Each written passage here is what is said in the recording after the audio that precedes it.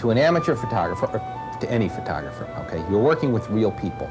In stock photography, in fact, for the most part, you're working with models who may not be fully experienced. That situation we had, some of the models were professional, some of them weren't. Some of them were real people, because we're looking for real people. It's illustration. Real people might become uncomfortable in a situation, and it's difficult to always just direct them cold. Okay? So what I try to do, and what an amateur photographer can try to do, is to get them in a real, as close to real life situation as you can. Set up a mock situation. Give them something to do. Sometimes I will be joking to get their laughter up. You know, I will start to just scream and yell and so forth so that they don't become self-conscious in front of the camera. Okay?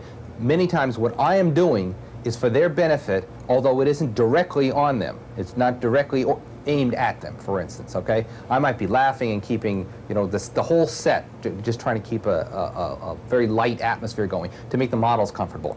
I keep the motor, the camera clicking all the time, even at a slow pace sometimes, so that they get used to it.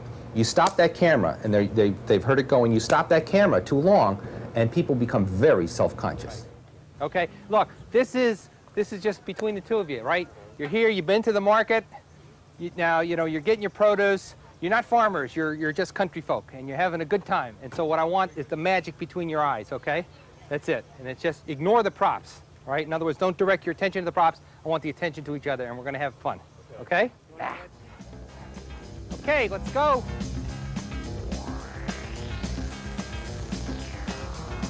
That's great. Nice. Looking good here. All right. Now, Janet, that's nice. That's nice. You guys having fun, or are you fighting? What's going on here? Come on. That's it. Nice, nice. All right, let me see that great laugh that you got. Come on, yeah.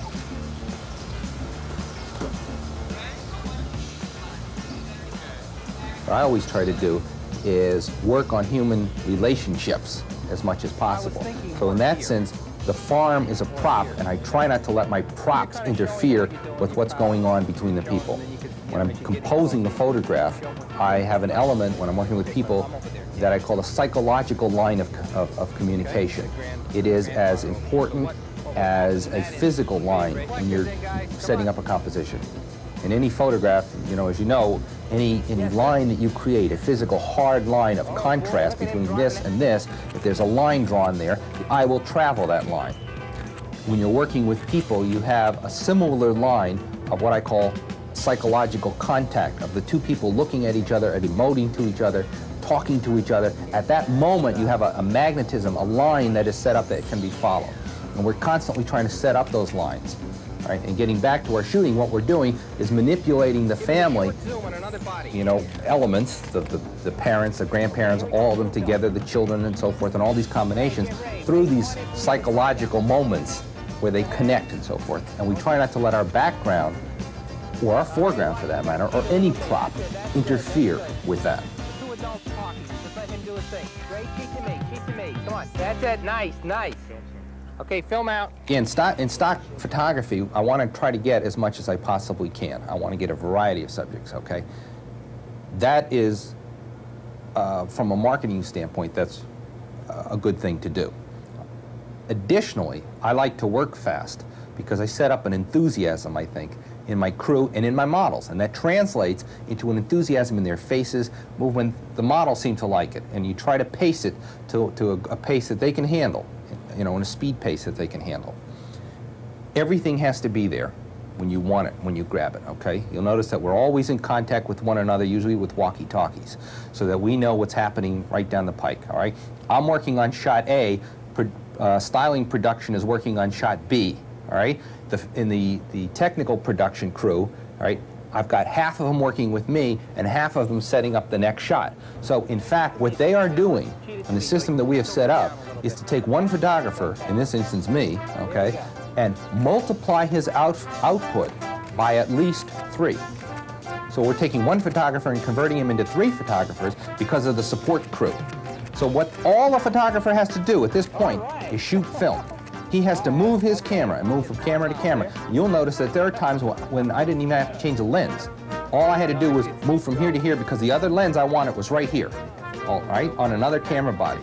Even if I may not have used it, they might have had a 300 set up here while I'm working with a 105 over here, all right? Just in case. In other words, it's that extra step, the future production crew, if you will, getting me set up at that, to move at that tremendous speed that we moved at. We didn't really have the opportunity to use it to its advantage because we had the rain problem, but you'll notice that we brought out a large scrim. What this allowed us to do, or would have allowed us to do, was to shoot into the bad part of the day. As you know, the best part of the day to shoot is usually early morning, late afternoon. You get nicer, warmer colors, and you get a better control of light because the contrast isn't harsh. Right? By using a large scrim over a situation, we can now extend our range, whereas before we might have had to quit shooting at 10 o'clock in the morning. Now we can extend it easily into 12 or even 1 o'clock in the afternoon by putting the scrim over the people and softening the light down. Right? So that's another way that we have of getting even more photography out of one situation. Because we do want to move as quickly as we can, right? We want a situation that's extremely mobile. I prefer to work in backlight. It's the toughest light to use, but once you've got control of it, it's the most beautiful light in the world. It's soft, it's delicate, it'll hide a great deal of imperfections in any kind of scene rather than a harsh front light or a harsh side light, okay? But to use a hard backlight, if you will, when that sun is up there, 9, 10 o'clock in the summer months, or if you get into the tropics when it really gets hot, you need really large reflectors. To travel, I would use a reflector, if I could, the size of a wall. And of course, when we can, we use that huge scrim and flip it around on its side as a reflector. Because you can't be mobile enough with that, we use reflectors. I usually use large foam core sheets that are about 3 by 6. 3 by 6 will fit in even into a station wagon, and we can pull them out.